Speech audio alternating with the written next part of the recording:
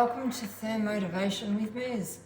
Today I'm going to show you how I make bread, and my favourite recipe I can turn into bread rolls, a loaf of bread, pull apart, scrolls. I can halve the recipe, use a whole recipe, make it sweet, savoury. It's really flexible.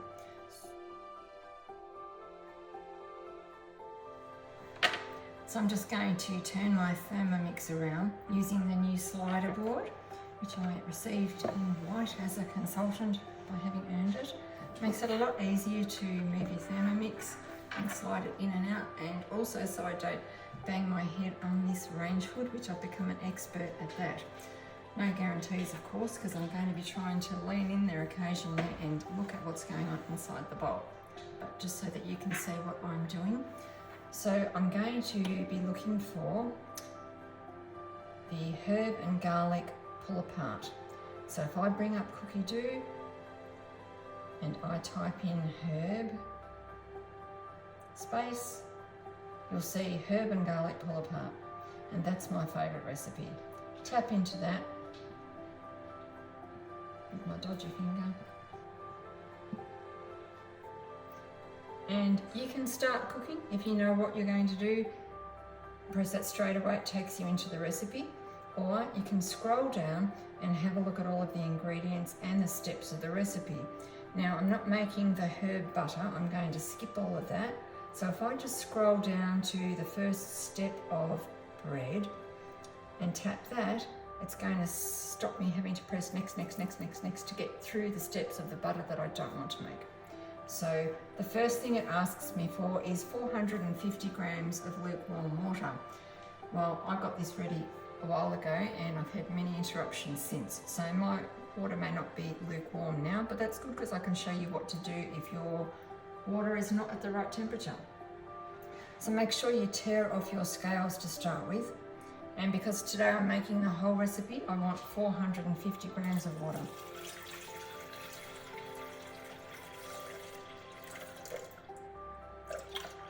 When I make bread or risotto, I try to get it pretty spot on. So 452, I'm okay with that. And if I press next, it says to add 1 tablespoon of dried instant yeast or 40 grams of fresh yeast that's crumbled. Well, I don't know where I'm going to get fresh yeast here, so let's go with the dried. Now I buy the Lion Whole Foods, and I keep that in the freezer because warmth will activate your yeast, and we don't want that, or you won't get your bread rising. So just a level tablespoon, and when I add it to my water, I don't want that to sit on the blades, I want it in the water. So just make sure I do that right. I also like to make sure I've got my ingredients ready before I start any of the recipes, just sitting to one side. If I'm not filming, I will put them on the other side when I'm finished, and then while a step is happening, I can put those ingredients away. If I press next on my screen, it says to insert the measuring cup and the mixing bowl lid. So in goes the lid, and then the measuring cup will just pop in like that, and that's secured and stuck in so that it's not going anywhere. The little trick to take that out is just press the lip and it will pop out. And that's vented so that it never seals. So on goes the lid. The screen tells me to press next.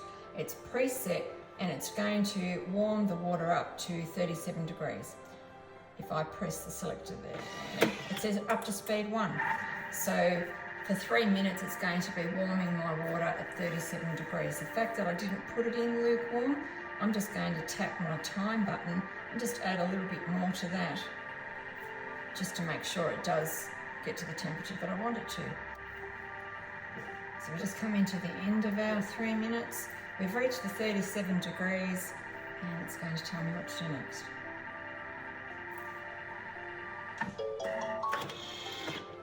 And I press next. So it says meanwhile to grease and line the bottom of a Springform cake tin. Well, I'm not actually making the herb and garlic pull apart. Today I'm going to use a baguette tin, which is the first time. And it's the rose gold from the mix shop, and it's non-stick, and we're going to give that a run for its money. So let's have some nice French stick baguettes. So I won't worry about that step, I'll just press next. Ignore that too. So it's asking me for 750 grams of baker's flour, which has a higher protein content than your standard flour. When I take my lid off now, you'll see that my scales have gone to negative 329 because it was measuring the weight of the lid. So I need to press tear, and that takes my scales back to 0. So I have a big lot of baker's flour because I love making bread. And just watch the scales there to see if I can get that close. So 750 grams is quite a bit of flour. It's one of the bigger bread recipes, hence why I would often halve it.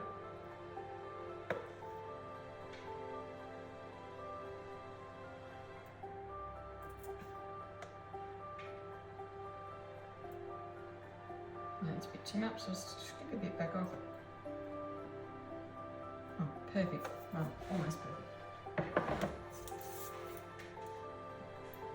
And then it asks for a teaspoon and a half of salt. Now you do actually have to put the salt in with bread, or it just doesn't work as it should. But a little tip for you, if a recipe ever asks you to put the salt directly in with your yeast and water, jump ahead a couple of steps and then go back and add your salt, because salt stops your yeast activating. And we don't want that when we're making bread. So in with a teaspoon.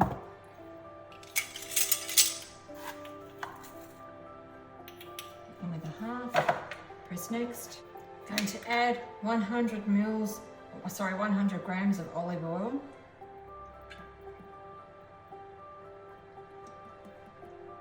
Because it's such a big recipe, that's quite a bit of oil.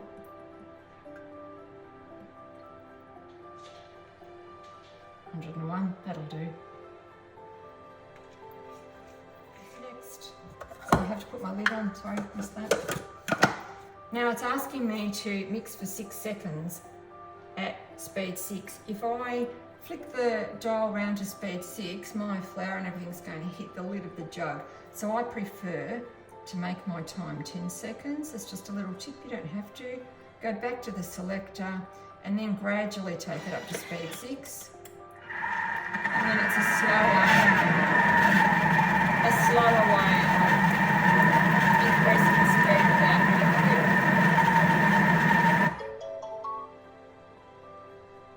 Not sure if you heard that, but I said by doing it slowly and not flicking it straight up to 6, it stops all of the dough hitting the lid and it makes washing up just a little bit easier.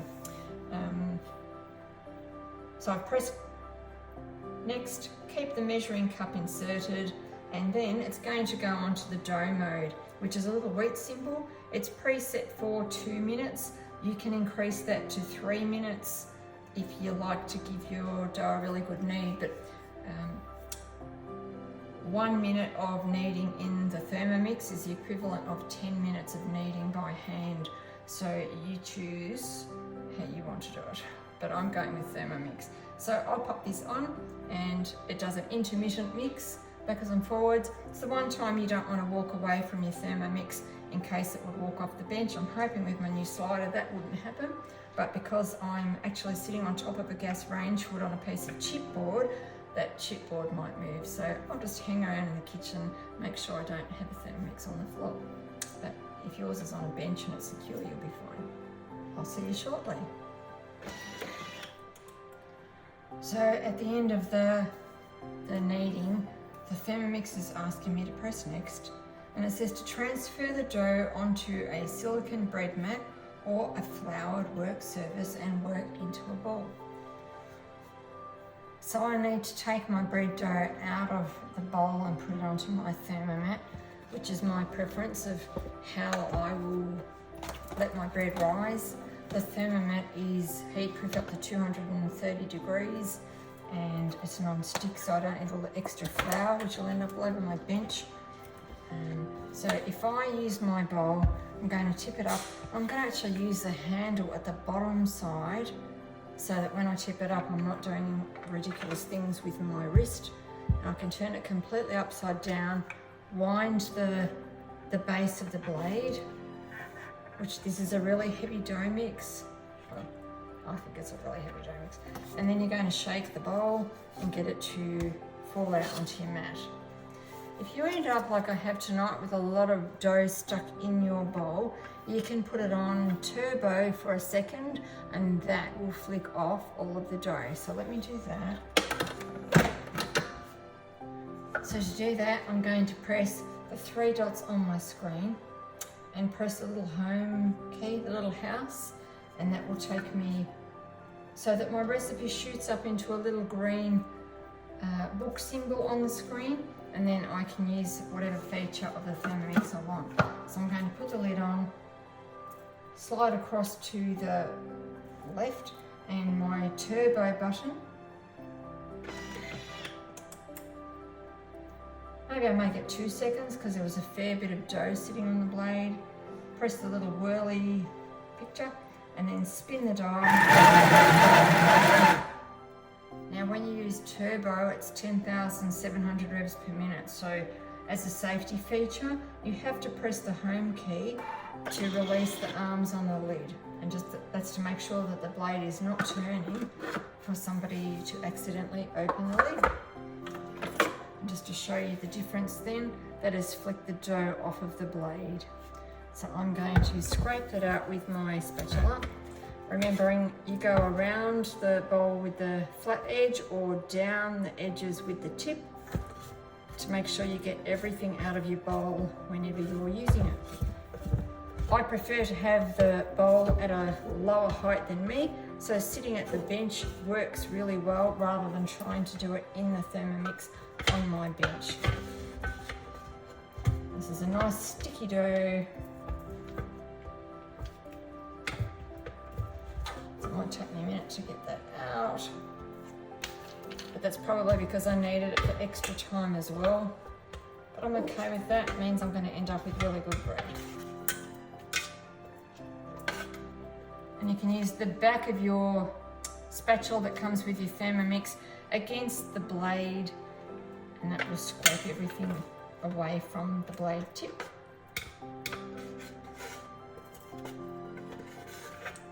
Still holding the base of the handle so that the excess weight is not making my wrist do funny shapes.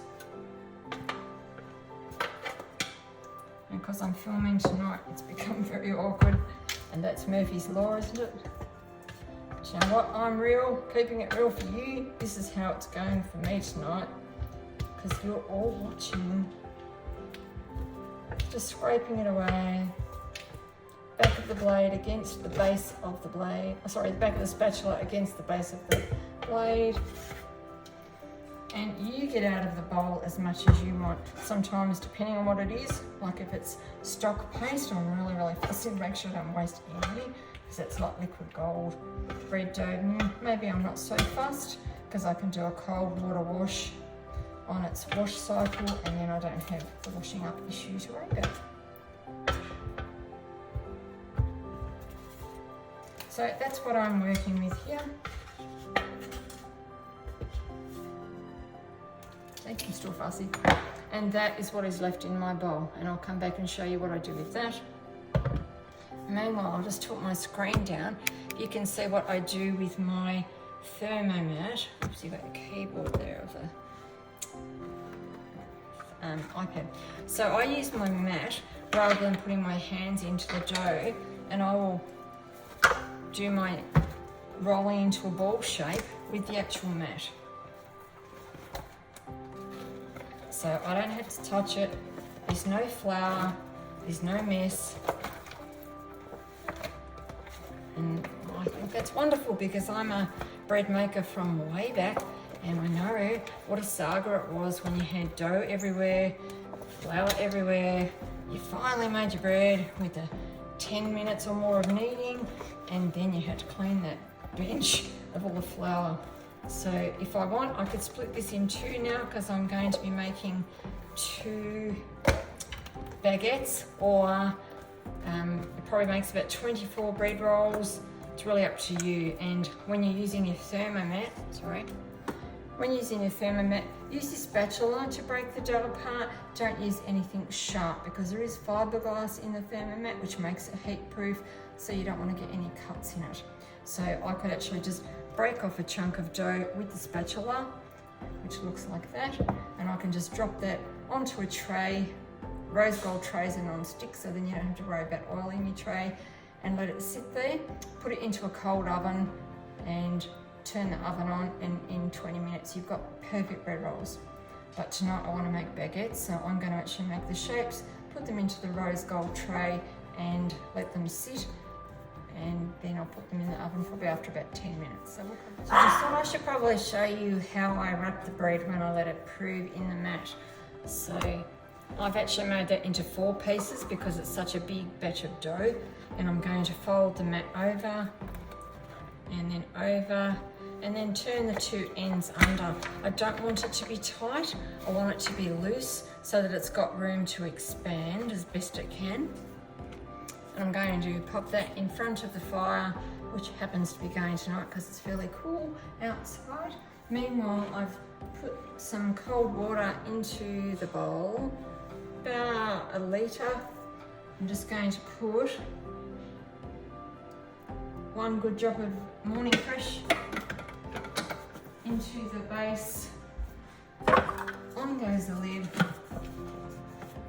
And then I'm going to scroll across and the pre-clean. It's got a dough setting. I'm just going to flick it to dough, and then it will automatically work out how much cleaning it needs to do. And I'll come back when that's done. So I've come back and I got distracted, as life will do to you, by a very important phone call, and maybe half an hour later, this is what my bread is looking like in front of the fire. So what I'm going to do, and I'll just put the screen down again so you can see. Hope you can see. I'm going to use the mat once again and lift it apart and take the air out of that dough. You can hear that. Hopefully you can hear that. Sort of take little squishes because you want to do a second rise with your bread.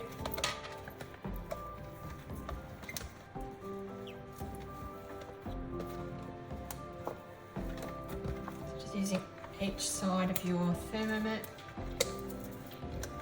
Squishy, squishy.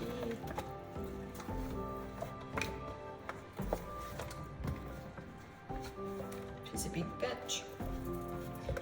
Okay, so it's probably enough there for 4 of the baguettes. So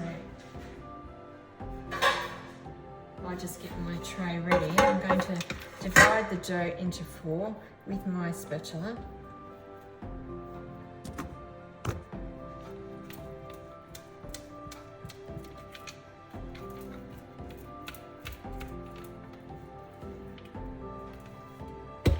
So even though it's quite sticky, it doesn't stick to the mat, which is awesome. Because I hate cleaning up flour off the bench. I'm just going to make that a little bit of a ball and then into a sausage.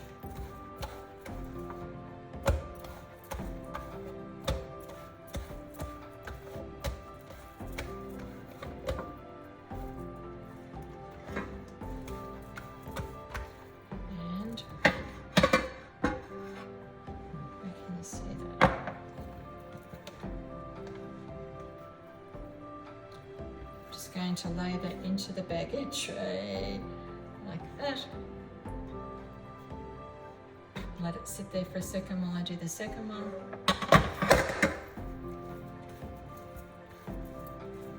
Making sure all of the air is out.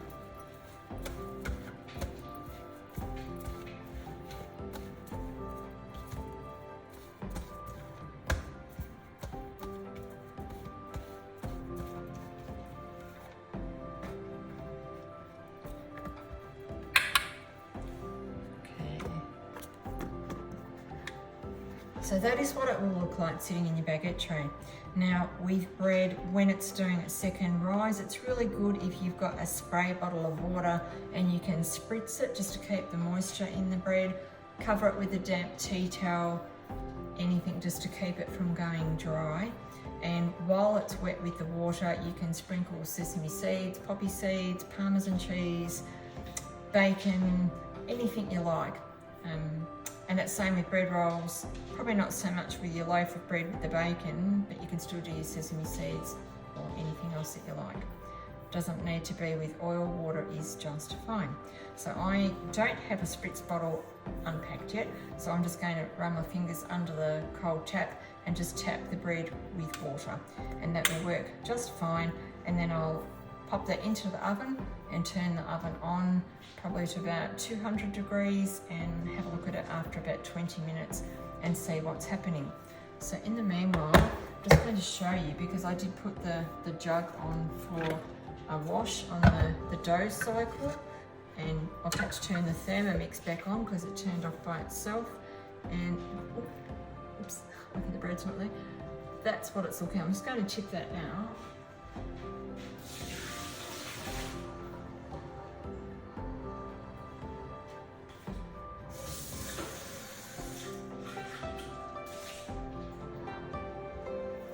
Some of the flour had settled at the bottom, so I just gave it a tiny rinse. Sorry about the dogs, but that's what your bowl looks like for washing up. So when I do my washing up at the end, just with the brush and another drop of dishwashing liquid and an inch or two of water, that's clean. If I thought there was food stuck under the blade, I might pull it apart to clean under the blade. If I think it looks pretty good, I don't worry about pulling it apart. But I'll come back and show you when the bread is baked. So what I decided with my leftover dough, I'm not going to freeze it as raw dough. I'm actually going to show you how I would make bread rolls normally, and particularly if I make a half batch. You can't see them. There. So that's the dough, and I just use a spatula, and maybe I would cut this quarter of that recipe into 6 pieces, just rough. Very rough, because I like my bread rolls to be rustic, so that will just go on the tray like that. If you want to be really, really fussy, you could weigh the pieces of dough and make them into balls, but I'm not going to be fussy because I like to be as quick as I can making things, because I get distracted with other stuff. And I'm sure a lot of you are busy too.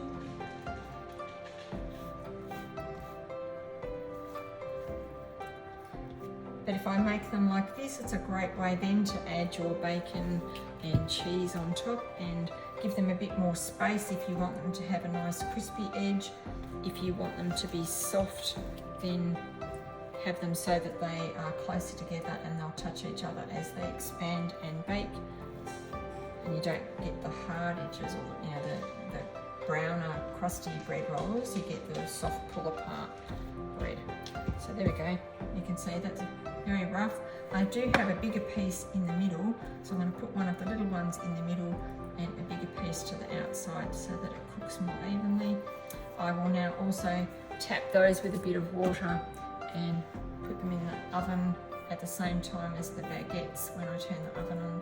And the recipe actually says to do it at 180 degrees, but that's probably because it's such a big, thick, round, pull-apart loaf.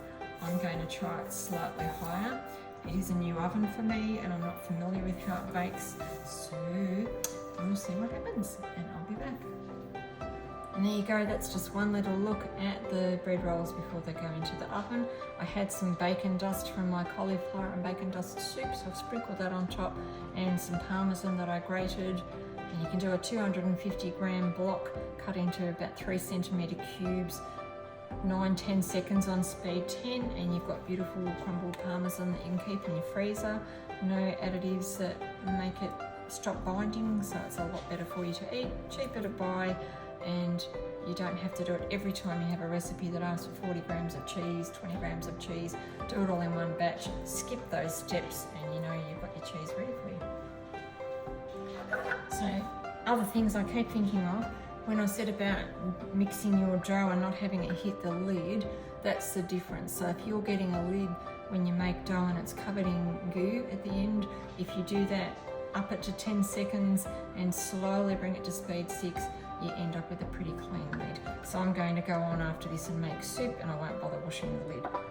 and I've showed you how the jug was clean. For the thermomat, it's really not very messy at all. So I'm just using a clean cloth with cold water that's squeezed out, and I'll wipe the thermomat with the damp cloth. If it was really sticky, I could put it in a sink of soapy water, but then you have to wait for it to dry. I don't want to wait. Call me impatient. What's interesting, with a new bench, it's got white marks in the laminates. Looks like there's stuff on my mat, and there is not. Dry tea towel, because you want it to be dry before you put it away. And then you will just roll it, not fold it. And that's how you're going to store it. Until next time. So we'll be coming back to show you baked bread. Hopefully you thought that was pretty easy.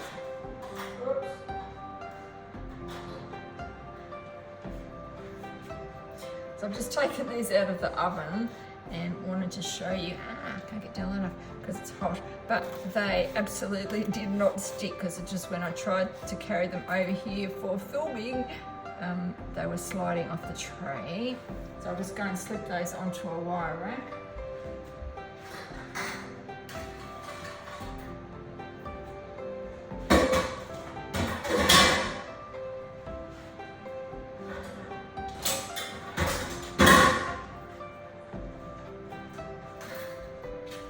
And they are my beautiful rustic bread rolls. So if you want to make them more pretty, you can, but that is the fastest way I can make a bread roll, and you know they're cooked because the bottoms are golden brown, and when you tap it, they echo, and that's how you know your bread is cooked. So thank you for watching, and we'll see you again on Motivation with Mez, whether it be bread rolls, soup, or any other of the creations that I will come up with in my kitchen. Hopefully I can inspire you to enjoy using the Thermomix and cooking more naturally and saving money. Thank you.